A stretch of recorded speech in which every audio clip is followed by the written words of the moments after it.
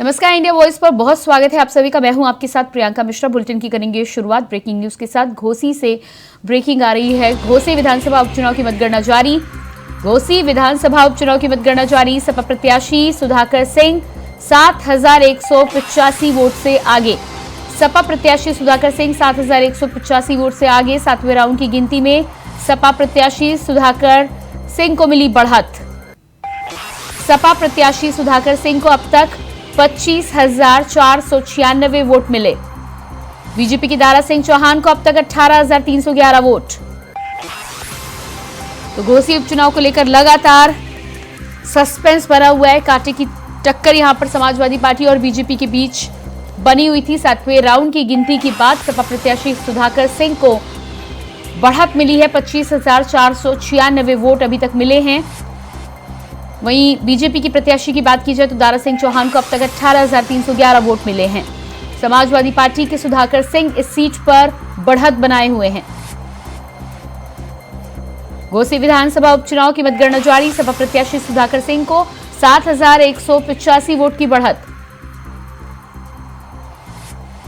और इसी खबर पर हमारे साथ मऊ से संवाददाता प्रदीप सिंह जुड़ चुके हैं। जी प्रदीप, जिस तरह से यहाँ पर समाजवादी पार्टी के प्रत्याशी सुधाकर सिंह आगे बताए जा रहे हैं, क्या कुछ ताजा अपडेट है? जी, ताजा अपडेट यह है कि जो मुस्लिम बाहुल इलाके के बूथ हैं उनके खुलने की प्रक्रिया शुरू हुई है और उस वजह से माना जा रहा है कि सपा प्रत्याशी सुधाकर सिंह दारा सिंह चौहान पूर्व कैबिनेट मंत्री भाजपा प्रत्याशी से आगे चल रहे हैं।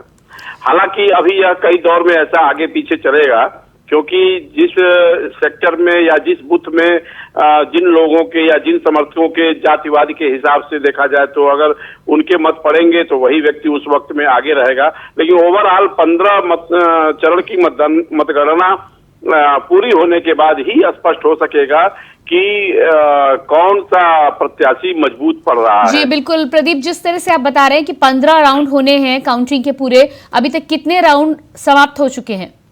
जी, मतगणना तो पूरे 32 राउंड की होनी है, लेकिन अनुमान जो है 15 चरण की मतगणना होने के बाद जो है स्पष्ट होगा कि कौन सा प्रत्याशी मजबूती की ओर तेजी से बढ़ रहा है। क्योंकि अभी तक तो जो है आगे पीछे लोग चलेंगे, कुछ देर कोई सुधाकर सिंह आगे चलेंगे, कुछ देर से दारा सिंह आगे चलेंगे, अभी ये चलेगा। इसके बाद जब 15वां चरण हो जाएगा तो उसके बाद एक तरफ से शीशे की तरफ दिखने लगता है कि कौन व्यक्ति आगे बढ़ रहा है। जी बिल्कुल, रुझान आने की जो आप बात कर रहे हैं उसमें भी कितना समय और है? कब तक रुझान कम से कम जनता के सामने थोड़े बहुत आने लगे? लगता है कि जिस हिसाब से अभी 8वां चरण है तो ये लगता है कि अभी 1-1.5 घंटे बाद ही परिदृश्य स्पष्ट होगा कि कौन प्रत्याशी मजबूती की तरफ से आगे बढ़ रहा है। जी बिल्कुल, जिस तरह से समाजवादी पार्टी और भारतीय जनता पार्टी दोनों के बीच इस सीट को लेकर कड़ी टक्कर मानी जा रही है, सुरक्षा को लेकर क्या कुछ इंतजाम किए गए हैं? साथ ही साथ कार्यकर्ताओं में किस तरह का जोश आप देख पा रहे हैं? जी हाँ, कलेक्ट्रेट परिसर के इर्द गिर्द जहां मतगणना हो रही है उसके इर्द गिर्द काफी भीड़ एकत्र हुई है और दोनों पक्षों के समर्थक जो है वहां पर जो है मुस्तैद हैं और उद्घोषणा यंत्र से यानी लाउड स्पीकर से जो उद्घोषण की जा रही है उसको लोग सुनने के लिए बेताब हैं, कलम कागज लेके नोट कर रहे हैं। और सुरक्षा के लिए CISF, CRPF और सीमा सुरक्षा बल PSC के जवान भी तैनात किए गए हैं ताकि कहीं से किसी भी प्रकार का कानून व्यवस्था का उल्लंघन न हो सके। जी बिल्कुल प्रदीप, तो आप नजर बनाए रखिए। फिलहाल इस तमाम जानकारी के लिए आपका बहुत बहुत शुक्रिया। झारखंड की डुमरी उपचुनाव से जुड़ी खबर। JMM की बेबी देवी पीछे। JMM की बेबी देवी को 17,356 वोट। आजसू की यशोदा देवी को 18,486 वोट। आजसू की यशोदा देवी को 18,486 वोट। 1,130 वोटों से यशोदा देवी आगे। तो वही झारखंड की डुमरी सीट के उपचुनाव से भी जुड़ी खबर आप तक पहुंचा रहे हैं। काउंटिंग आज जगह जगह उपचुनाव की चल रही है। बाई इलेक्शन की काउंटिंग लगातार जारी है। अलग अलग राज्यों में JMM की बेबी देवी की बात की जाए तो पीछे चल रही हैं। उनको अभी तक 17,356 वोट मिले हैं, जबकि यशोदा देवी को 18,486 वोटों के साथ ही साथ 1,130 वोटों से वो आगे चल रही हैं। और इसी खबर पर हमारे साथ डुमरी से संवाददाता दीनदयाल तिवारी लाइव जुड़ चुके हैं। जी दीनदयाल, जिस तरह से डुमरी सीट की हम बात करें तो यशोदा देवी माना जा रहा है आगे चल रही हैं, क्या ताजा अपडेट है? राउंड का गिनती शुरू हो चुका है और यहाँ पर जो आईसीयू के जो यशोदा देवी हैं वो लगभग 1500 वोटों से आगे चल रही हैं। जी बिल्कुल, तो 1500 वोटों से आगे चल रही है। कितने राउंड की काउंटिंग अभी तक खत्म हुई है? 7वें राउंड की काउंटिंग अब समाप्ति के कगार पर है और काफी यहाँ पर जो भी कार्यकर्ता है दोनों पार्टी के, उसमें काफी उत्साह दिख रहा है और कहीं ना कहीं अभी यशोदा देवी बढ़त बनाते हुए नजर आ रही हैं। जी, बढ़त बनाते हुए यहाँ पे यशोदा देवी नजर आ रही हैं, लेकिन यदि हम पुख्ता तौर पर रुझानों की बात करें तो अभी और कितना समय लगेगा कि तय किया जा सके कि कौन सा प्रत्याशी वाकई में इस सीट को जीतने वाला है? थोड़ा सा निश्चित तौर पर थोड़ा सा अभी समय लगेगा और ये रुझान जो है वो 2 बजे के आसपास और क्लियर हो पाएगा, क्योंकि थोड़ा टाइम लग रहा है। 24 राउंड का गिनती होनी है और 2 बजे के आसपास ही कुछ क्लियर समझ में आ पाएगा। जी बिल्कुल, सुरक्षा की यदि बात की जाए तो क्या कुछ इंतजाम वहां पर किए गए हैं सुरक्षा के लिहाज से?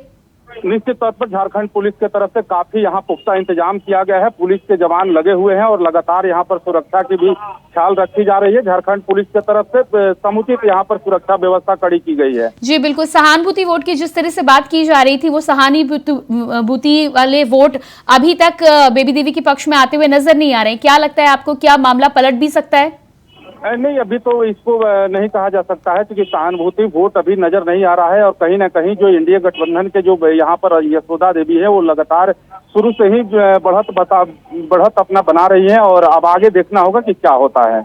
जी बिल्कुल, तो आप अपनी नजर बनाए रखिए। फिलहाल इस तमाम जानकारी के लिए बहुत बहुत शुक्रिया।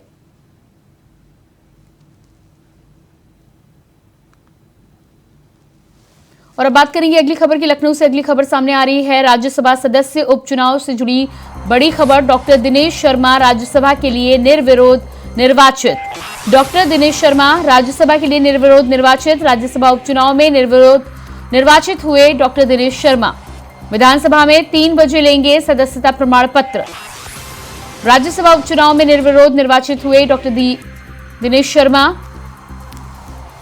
तो राज्यसभा को लेकर आज चुनाव होना था, निर्विरोध निर्वाचित हो गए हैं। विधानसभा में 3 बजे सदस्यता प्रमाण पत्र लेंगे डॉक्टर दिनेश शर्मा। सदस्यता लेने के बाद नेताओं से मिलेंगे दिनेश शर्मा।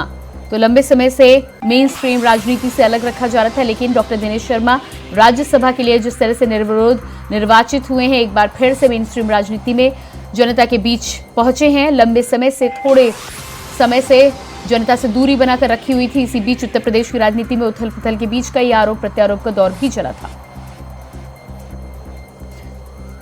और इसी खबर पर हमारे साथ लखनऊ से ब्यूरो चीफ प्रियम पाठक लाइव जुड़ चुके हैं। जी प्रियम, जिस तरह से डॉक्टर दिनेश शर्मा निर्विरोध निर्वाचित हो गए हैं राज्यसभा के लिए, उसको लेकर क्या ताजा जानकारी है?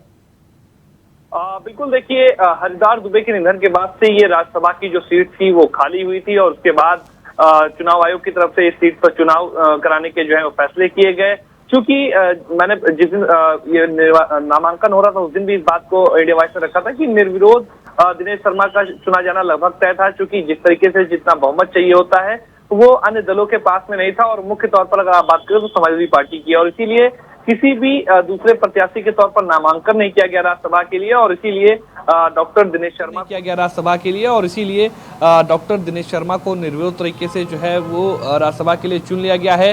राजनीतिक करियर की बात करें डॉक्टर दिनेश शर्मा की, तो देखिए 2 बार वो लखनऊ के मेयर भी रहे, उसके बाद उनको डिप्टी सीएम के पद से जो है वो नवाजा गया था जब 2017 में पहली बार बीजेपी की सरकार बनी थी। हालांकि जब 2022 में दोबारा बीजेपी की सरकार बनी तो उनको कैबिनेट में जगह नहीं मिली। मौजूदा वक्त में वो एमएलसी हैं और 2027 तक का उनका कार्यकाल जो है वो फिलहाल अभी जो है वो शेष है, लेकिन अब उनको राज्यसभा भेजने का जो है वो फैसला किया गया। और जिस दिन उन्होंने नामांकन किया था उस दिन भी उन्होंने कहा था कि इसको लेकर उन्होंने प्रधानमंत्री नरेंद्र मोदी, अमित शाह, योगी आदित्यनाथ और प्रदेश अध्यक्ष भूपेंद्र चौधरी का उन्होंने शुक्रिया अदा किया था कि उन्होंने उनको इस तरीके से तरजीह दी है। और कहीं ना कहीं डॉक्टर दिनेश शर्मा को राज्यसभा भेजकर ब्राह्मण वर्ग के नेता के तौर पर चूंकि डॉक्टर दिनेश शर्मा को देखा जाता रहा है और इसीलिए उनको जो पहला कार्यकाल था योगी सरकार का उसमें डिप्टी सीएम का पद जो था वो उनको मिला था, चूंकि वो ब्राह्मण जो है कह सकते समुदाय से वो आते हैं और इसलिए उनको इस पद से नवाजा गया था और उनकी जगह था 2022 में जब दोबारा सरकार बनी तो ब्रजेश पाठक को दी गई। तो कहीं ना कहीं अब उसके बाद से ये कयास लगाए जा रहे थे कि दिनेश शर्मा को क्या जिम्मेदारियां दी जाएंगी, चूंकि वरिष्ठ नेता के तौर पर रहे हैं, संघ के जुड़े रहे हैं और पुराने नेता के तौर पर हैं। गुजरात में जब चुनाव हुए तो उनको बड़ी जिम्मेदारियां जो हैं वो पार्टी की तरफ से दी गई थी और अब कह सकते हैं उसी का एक इनाम उनको मिला है जब पार्टी ने उनको राज्यसभा के लिए भेजा। हरिद्वार दुबे के निधन के बाद ये सीट जो थी वो खाली हुई थी। अब उन्होंने नामांकन किया था और नामांकन के बाद किसी और प्रत्याशी ने वहां पर नामांकन नहीं किया, तो इसलिए उनको निर्विरोध तरीके से उनको राज्यसभा के लिए चुन लिया गया है। और अब कह सकते हैं कि उत्तर प्रदेश से डॉक्टर दिनेश शर्मा जो है वो राज्यसभा पहुंच चुके हैं। तो कहीं ना कहीं ब्राह्मणों को के एक समुदाय को जो साधने का एक प्रयास कहीं ना कहीं बीजेपी का रहा है, उसके लिए उस लिहाज से ये कदम काफी अहम रहने वाला है। जी बिल्कुल, जिस तरह से यहाँ पर राज्यसभा के लिए निर्विरोध चुना गया है, आपने बताया कि अब एक बार फिर से भरोसा उन्होंने जताया है, तमाम बड़े नेताओं का शुक्रिया किया है।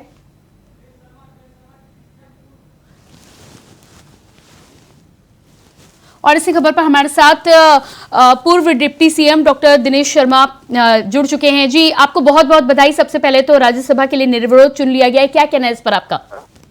बहुत धन्यवाद आपका। जी, जिस तरह से आपने शुक्रिया अदा किया है और नई जिम्मेदारी अब माना जा रहा है 2024 के चुनाव के पहले काफी बड़ी जिम्मेदारी आएगी, तो उसको लेकर क्या कुछ तैयारी है, क्या रणनीति है? देखिए, हम भारतीय जनता पार्टी के एक कार्यकर्ता हैं और कार्यकर्ता की सबसे बड़ी जिम्मेदारी है संगठन को मजबूत करना और मोदी जी को तीसरी बार प्रधानमंत्री बनाने के लिए अपनी सर्वपूर्ण जो क्षमता है उसका उपयोग करना। जी बिल्कुल। इसके अलावा दिनेश जी, घोसी उपचुनाव की यदि हम बात करें तो आज उसको लेकर भी लगातार मतगणना हो रही है, लेकिन अभी हम प्रत्याशी की बात करें तो सुधाकर सिंह आगे चल रहे हैं। उस सीट के लिए आपका क्या कहना है? नहीं, देखिए, अभी चुनाव परिणाम आने दीजिए। अब तो उसमें तभी कहने उचित होगा जब परिणाम आ जाए। मैं कह सकता हूँ कि बीजेपी की स्वीकार्यता हर जगह बढ़ी है और ये घोसी का जो विधानसभा थी ये पहले से समाजवादी पार्टी के पास थी और बीजेपी के प्रत्याशी अच्छा इसमें लड़ रहे हैं और मैं ये कहूंगा परिणाम आने दीजिए, उसके बाद फिर मैं इस पर टिप्पणी कर सकता हूं। जी बिल्कुल, 2024 का चुनाव बेहद नजदीक है, बड़ी जिम्मेदारी आपको भी यहां पर दी जाएगी, लेकिन 2024 के चुनाव के पहले तमाम तरह की राजनीति के बीच इंडिया और भारत को लेकर जो प्रतिक्रियाएं सामने आ रही हैं उस पर आपका क्या कहना है, क्या स्टैंड है?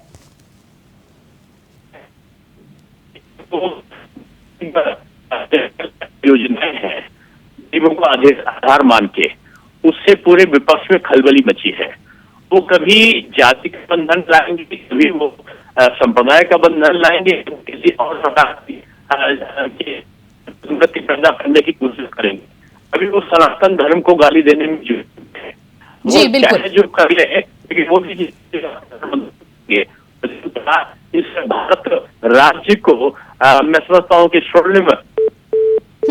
जी बिल्कुल। सर, आपको एक बार फिर से राज्यसभा में चुने जाने पर बहुत बहुत बधाई इंडिया वॉइस की तरफ से। तो हमसे बातचीत कर रहे थे पूर्व डिप्टी सीएम दिनेश शर्मा और इसी बीच हमारे साथ लगातार ब्यूरो चीफ लखनऊ से जुड़े हुए हैं प्रियम पाठक। जी प्रियम, लगातार जिस तरह से डॉक्टर दिनेश शर्मा का कहना है कि नई जिम्मेदारी दी गई है और आगे बढ़ चढ़कर वो भारतीय जनता पार्टी को आगे बढ़ाने के लिए 2024 के चुनाव में काम करेंगे, साथ ही साथ घोसी सीट को लेकर भी उन्होंने कहा है कि अभी समय है, नतीजे भारतीय जनता पार्टी के पक्ष में ही आएंगे।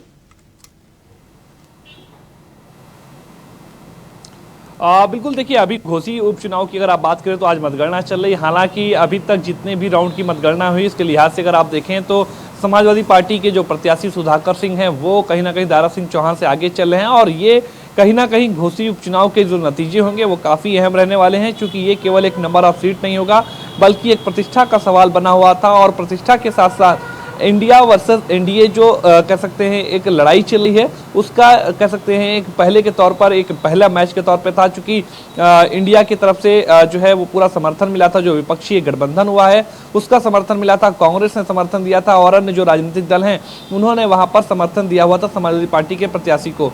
तो अगर सुधाकर सिंह की उस सीट पर जीत होती है तो वो कहीं ना कहीं एक बड़ी कह सकते हैं उपलब्धि के तौर पर इंडिया के लिए रहने वाला है और वो एक कह सकते हैं परीक्षा के तौर पर अभी तक जो है उसको इंडिया जो है वो देख रहा था, जो इंडिया गठबंधन हुआ है वो। बीजेपी ने भी हालांकि इसको लेकर पूरी तैयारियां की हैं, हर तरीके से प्रयास किए गए हैं, लेकिन अब देखना होगा कि अभी जो फाइनल नतीजे आएंगे, क्योंकि अभी कई राउंड की मतगणना बाकी है और कहीं ना कहीं ये मतगणना जो है जब तक अंतिम दौर में नहीं पहुंचेगी तब तक कह पाना कि कौन जीता है कौन हारा है थोड़ा सा मुश्किल होगा। हालांकि अभी नतीजे जो हैं वो जरूर समाजवादी पार्टी के पक्ष में आए हैं। आगे देखना होगा जो फाइनल नतीजे आएंगे वो क्या कहते हैं।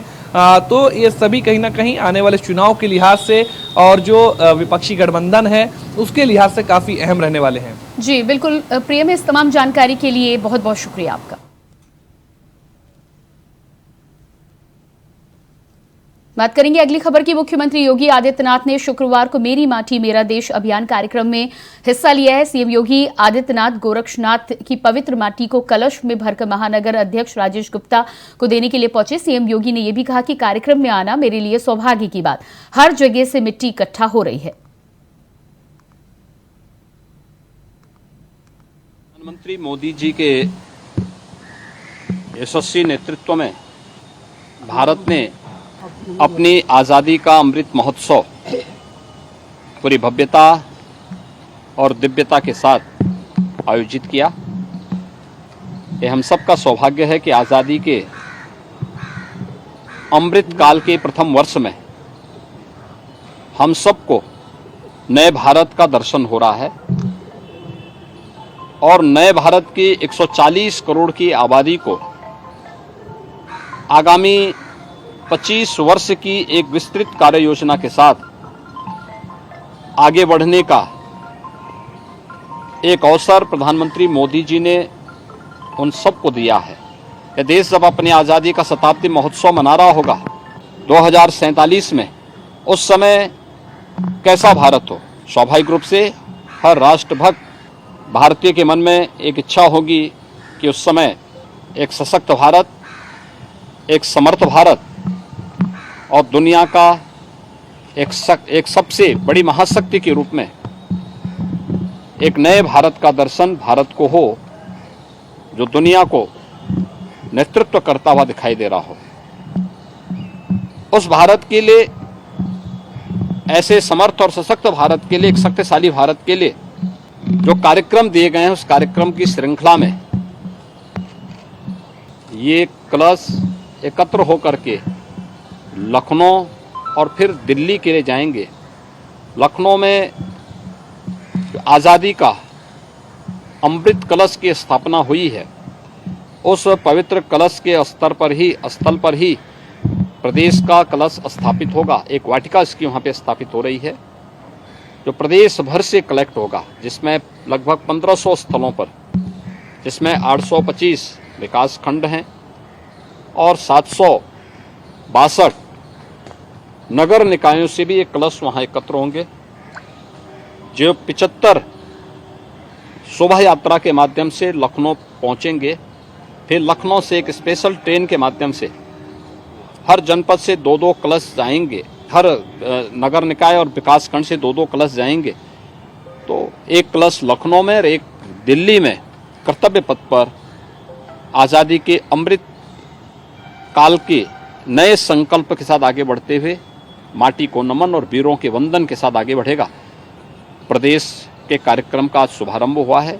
मैं इसके लिए गोरखपुर की पूरी टीम को हृदय से बधाई देता हूं और विश्वास व्यक्त करता हूं कि प्रधानमंत्री मोदी जी के विजन के अनुरूप हम सफलतापूर्वक माता भूमि पुत्रोहम पृथिव्या के इस भाव को आगे बढ़ाने में सफल होंगे और ये कार्यक्रम सफलता की नई ऊंचाइयों को प्राप्त करेगा।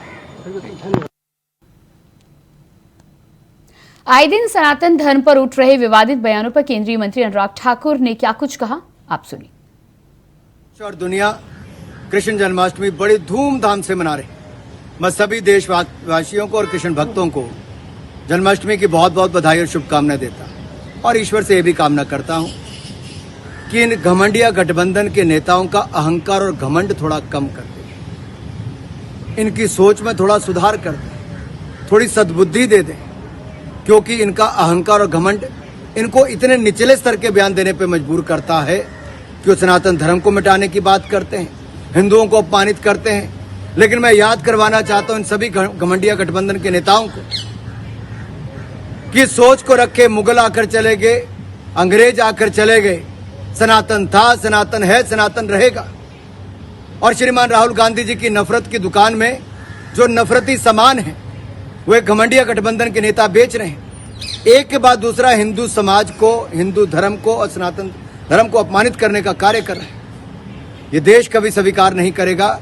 लेकिन सवाल ये खड़ा होता है कि श्रीमान राहुल गांधी कहां सो रहे हैं? जागिए राहुल जी, ये नफरत का बाजार जो आप फैला रहे हैं, देश से माफी मांगने का समय आया है। आप देश को बताइए, क्या इनके बयानों से आप सहमत हैं? क्या ये कानून का उल्लंघन नहीं? क्या ये संविधान का उल्लंघन नहीं? क्या संविधान की धज्जियां नहीं उड़ाई जा रही? क्या ये हेट स्पीच नहीं? अगर है तो क्या घमंडिया गठबंधन के नेताओं को देश से माफी नहीं मांगनी चाहिए? और कांग्रेस का हाथ इस नफरती नेताओं के साथ क्यों? आपकी चुप्पी, आपका मौन ये दिखाता है कि राजनीति आपको ज्यादा प्यारी है और हिंदुओं का अपमान करने की लगातार प्रयास जारी है। लेकिन एक बात मैं स्पष्ट कर दूं, सनातन धर्म का अपमान नहीं सहेगा हिंदुस्तान। और इसी के साथ फिलहाल इस बुलेटिन में इतना ही। खबरों के लिए बने रहिए इंडिया वॉइस के साथ। नमस्कार।